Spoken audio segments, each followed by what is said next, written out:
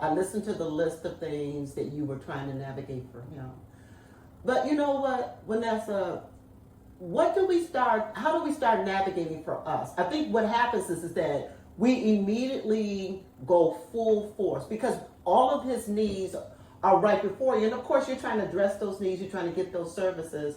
But unfortunately, what you need as a caregiver, what supports that you could have had to maybe assist you in accepting some of the things that people were telling you, or the supports that you needed to help you wrap yourself around what was happening at the moment and what you possibly could need in the future. Did you feel that was there for you?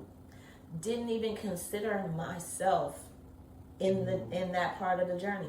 Mm-hmm. I left myself way back on the stove. I was null and void. The focus was on him because in my mind, part of that guilt stayed. How did I let this slip me? How did I get this far and not recognize this for myself? Where was I in my life that I allowed other people that were providing some form of care for him to recognize this, and I didn't first? Because the control in me felt like I lost control. Okay. So then I don't even deserve to have what I need. Now it's all about Trey.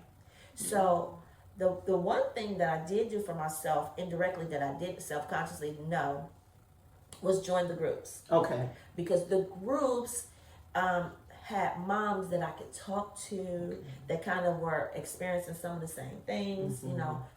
They at least could hear me better than the family. Okay. Mm-hmm. Well, what do you do if this happens? Mm-hmm. Have you all ever experienced this? Mm-hmm. And so that kind of helped me in a sense. Mm-hmm. And so indirectly, I did help myself in that way. Mm-hmm. I didn't seek it for me. Okay. So in getting what I thought I needed to get for him, I did hop on the train and ride with him to figure out how to get him the best quality of life that I could figure now, knowing now what I know. Mm-hmm.